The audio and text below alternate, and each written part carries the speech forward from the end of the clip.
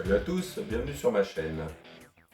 Le bricolage d'aujourd'hui, ça va être la réfection, même la refabrication de mon porte-cible récupératrice pour les armes de faible puissance.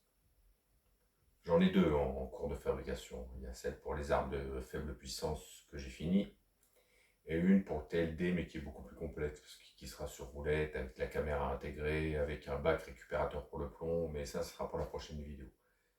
J'ai été obligé de refaire ma cible parce que ça fait bientôt 3 ans et elle était défoncée, hein. Je vous mettrai des photos là ou par là. Elle a bien vécu, hein. J'ai même tiré à la 22 LR dedans et très étonnamment, elle a résisté parce que la plaque de protection métallique que j'ai dans la boîte, moi je l'ai récupérée. Elle n'était pas percée. Il y avait 2 impacts de 22, mais c'est pas gênant, donc j'ai réutilisé le truc. Alors pour commencer, j'ai acheté une plaque de contreplaqué de 10 mm d'épaisseur en 120 par 40.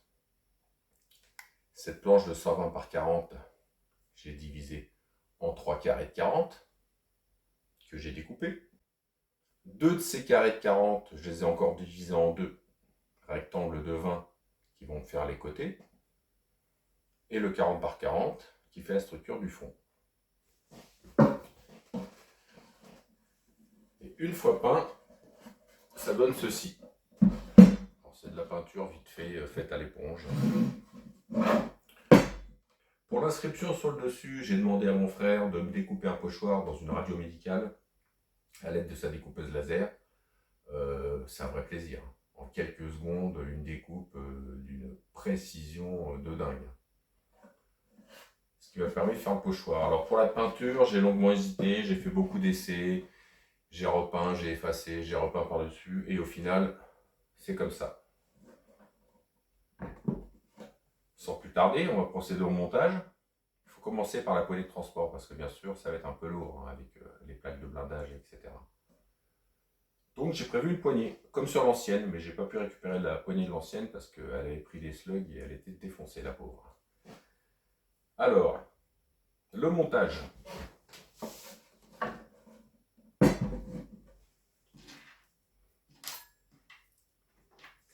C'est une poignée de tiroir tout simple. J'avais en récup. Ça, c'est simple à bloquer avec un coup de drac.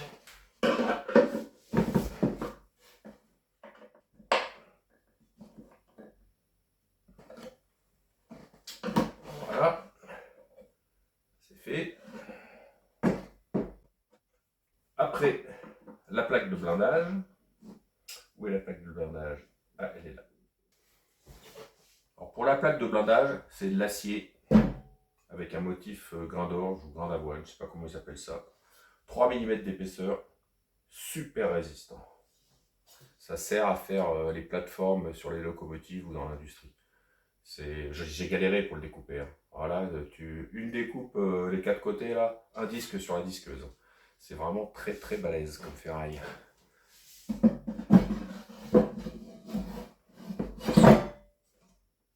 Hop, prend sa place au fond, tout simplement. La couche du dessus est composée de cette espèce de géotextile. C'est utilisé aussi pour la construction des ouvrages d'art, des ponts, des voies ferrées, etc. C'est une très haute densité. Et je fais toujours mes cibles avec ça. Généralement, il dure à peu près 1 an. Alors comme j'en ai quelques mètres carrés, ben, dès que j'entends le bruit du plomb ou du slug qui tape la ferraille, c'est que ça a traversé, donc je le change. On va le mettre en place.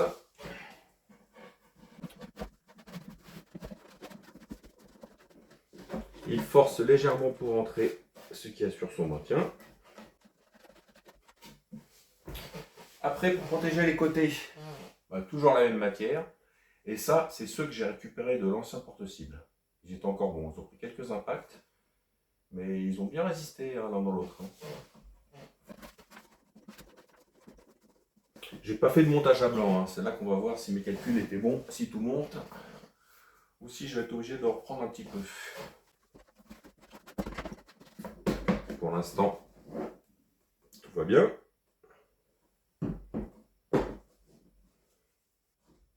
Une fois les mousses calées dans la caisse, je monte ces plaques qui me servent à la fois et à maintenir les mousses en place et à protéger la partie bois qui, sur l'ancienne version, avait pris quelques pètes quand même.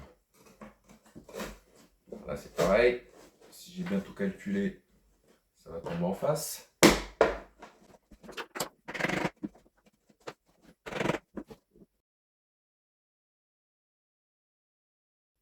Maintenant que mes plaques sont en place, on va monter l'armature.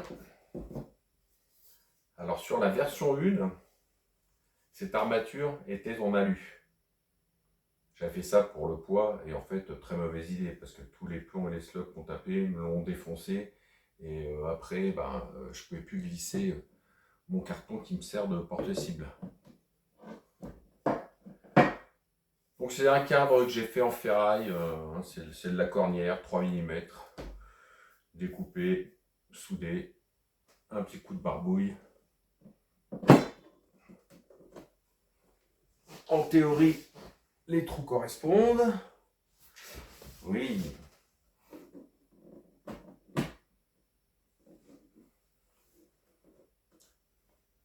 Alors ce cadre va me servir de glissière pour pouvoir ici justement glisser une plaque en carton de 40 par 40 sur laquelle après je colle mes cibles réactives autocollantes.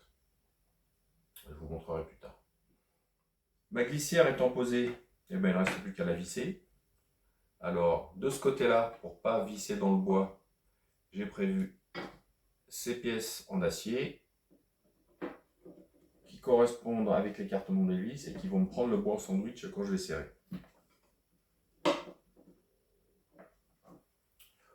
Je monte tout ça et je vous reprends, ça ne sert à rien que vous me voyez visser 14 vis.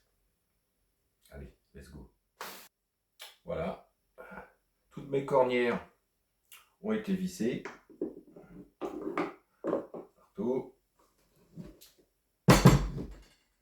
Il ne me manque plus qu'à poser la petite cornière qui... Oh, c'est lourd, hein, qui protège le coin arrière. Comme ça va être posé dans des endroits plus ou moins propres. Et pour pas que le bois s'abîme, que l'humidité passe, etc., j'y ai fait cette cornière. Alors je continuerai peut-être après sur les côtés, mais là c'est un bout de récup, j'en avais pas d'autres. Donc pour l'instant, on va mettre celui-là. Là, une petite de ce côté. Enfin non, c'est deux, et j'en ai qu'une sous la main.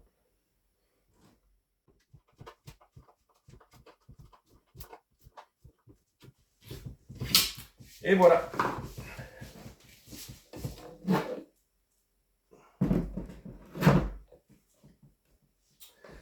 La bête est finie. Par rapport à la version 1, tout ça c'est en acier au lieu d'être en alu. Donc ça va éviter de se défoncer et puis s'écraser, ce qui m'empêchait de mettre les porte-cibles. Alors, j'ai un bout de carton. Il n'est pas tout à fait à la bonne cote. Il est un peu plus court. Et j'avais que ça sous la main. Donc voilà comment ça se tient. Bon, forcément là il est trop court. Je n'avais pas de carton assez grand, mais vous comprenez le système. Donc je pose ma plaque de carton dans les glissières, je colle mes cibles, réactives, etc. Et puis quand on tire, les plombs restent dedans. Avec le carton, ça évite qu'ils reviennent dans la couenne.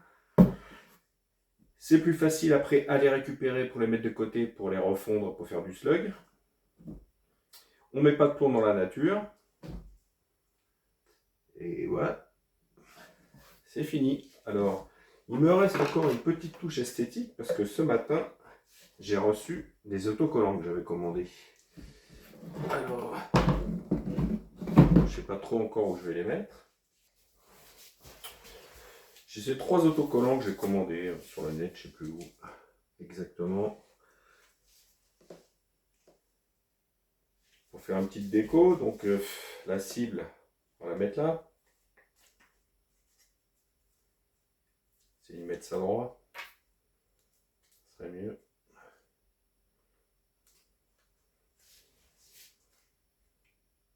droit et au milieu. Pas mal.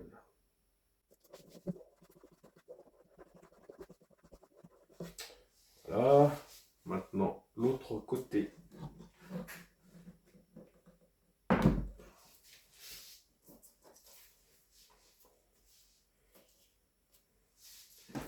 Ça, ou ça.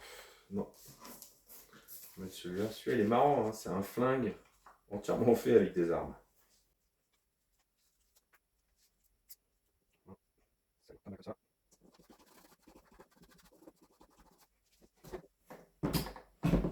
Et voilà, c'est fini. Avant de vous quitter, je vais faire un petit coucou à mes différents potes des groupes Facebook auxquels je participe. J'aime tirer 3 petits coups en plomb. Les Plénums, le groupe de Stéphane. Liberté, égalité, fraternité. Et aussi le groupe des Bretons, où est-ce qu'on se tire au plomb. Les amigos, à la prochaine. Faites pas les cons, soyez prudents. Et bye. Allez, salut.